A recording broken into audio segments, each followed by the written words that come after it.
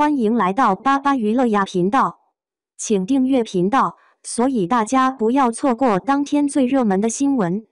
我们今天的时事通讯包括以下内容，所以傅山海的遗憾到底是什么？这个江湖我陪他走过，可是太痛了。最近一直在沉浸式的重刷傅山海，小花每一次的重刷都会有不同的感受，而再次沉浸式的追剧，突然就感觉到我似乎陪萧秋水有了很远很远的路，可当小花再回首的时候，却发现身后已空无一人。她做完了想做的事，安安静静的走了。所以傅山海的遗憾到底是什么呢？那个最怕疼的人，就连歃血未萌都不敢拿刀给自己放血的人，最后却要背负着灭门之痛，纵然满身伤痕，也要以自己的血肉之躯去守护那场江湖，那场战役的胜利。那个身负无数黑锅、无数骂名的人，却心怀家国天下。他的孤勇与悲壮，令人深深折服，却又有着无数的意难平。而那些看似平凡却又不平凡的人们，为着各自心中的侠义，于乱世中坚守着，纵然如飞蚁扑火，也毫不畏惧。遗憾吗？当然遗憾。可惜你不懂，你不看傅山海，又怎会懂人人皆血肉所铸？为何一沾染上侠义二字，就变得无所畏惧，不惧生死了呢？你不看傅山海，又怎会懂为什么自现代而去怕血怕痛的少年武功尽废时，纵然痛到发抖，也依然咬紧牙关，不发出一丝哀嚎的倔强？你不看傅山海，又怎会懂一个少年的坚持？推门而入，入墓地不再是父母温暖的怀抱，而是尸骸遍地。可他在经历了多轮的战斗，经历了2位至亲哥哥的埋怨殴打之后，纵然浑身是伤，摇摇欲坠，也要给逝去的同门们一个体面，为127名同门们安排身后事。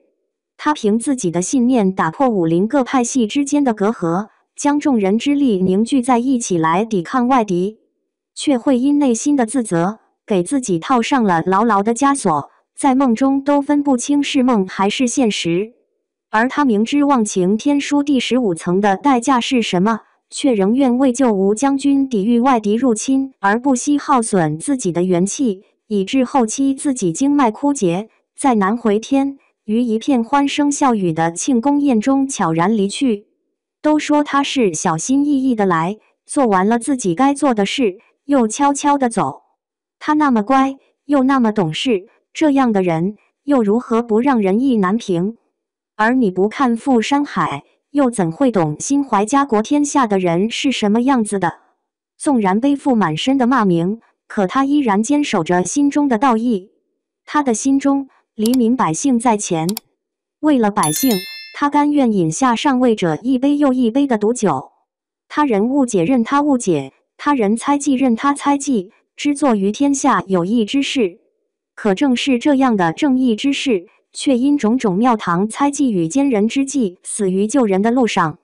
大雪纷飞中，壮士一去兮不复还，拼尽生命所守护的天下，他却来不及看一眼胜利的曙光。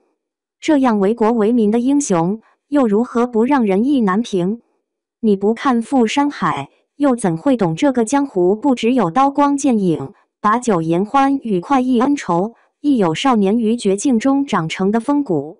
这个江湖不只有平凡人在乱世中坚守的道义，亦有侠之大者为国为民的永不变的初心。告别剧情，回到现实。演员们130多天的日夜轮转，他们将灵魂浸透在角色里。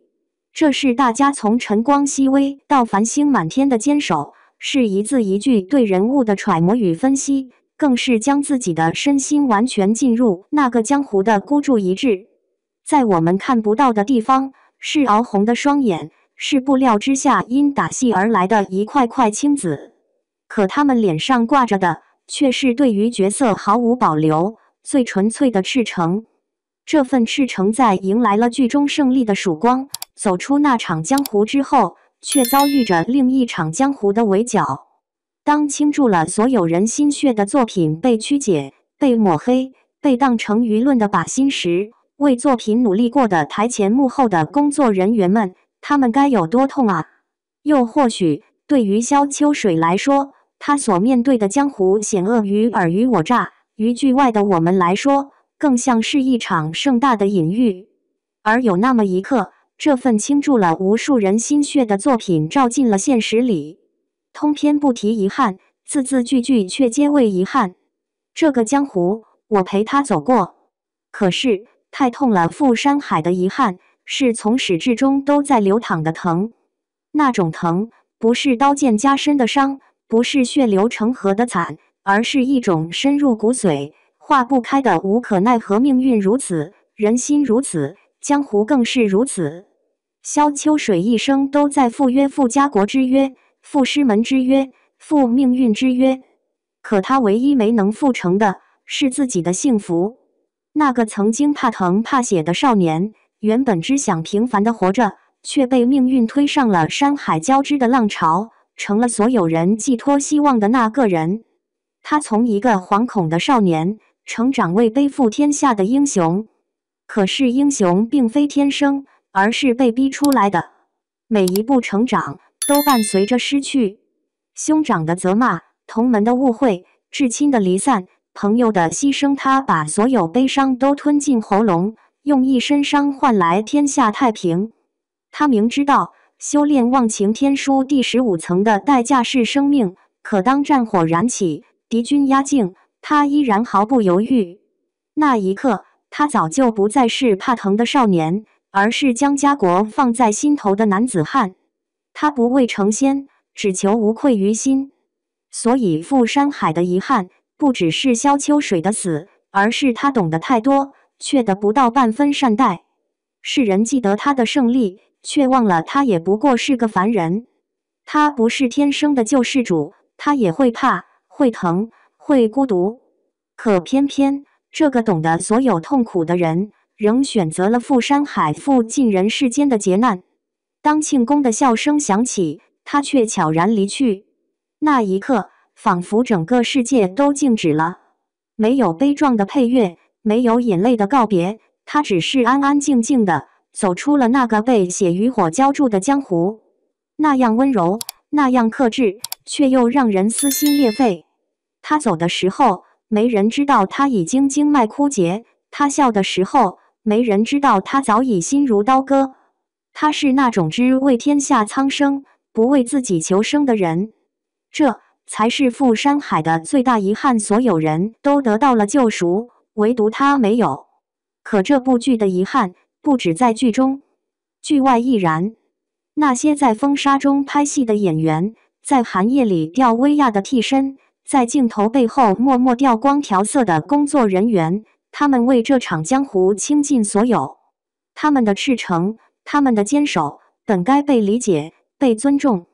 可当作品被误解，被诋毁，当那些辛苦被一句话抹杀，那种痛，其实和萧秋水所承受的无形枷锁一样沉重而无声。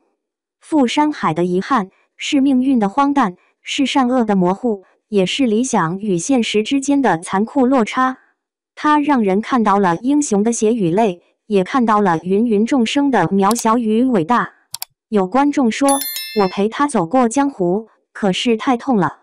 这句话其实也是对所有真情的回应，因为真正的感动不在于生死离别的戏剧性，而在于你相信他真的存在，你能感受到他的痛，他的孤独，他的信念。赴山海的遗憾在于结局太安静，也太真实。人生何尝不是如此？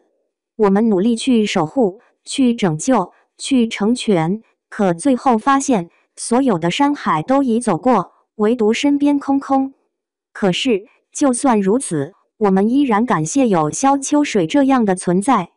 他让我们懂得，侠义不是无所不能的力量，而是在最黑暗的时刻，仍有人愿意点燃一盏光。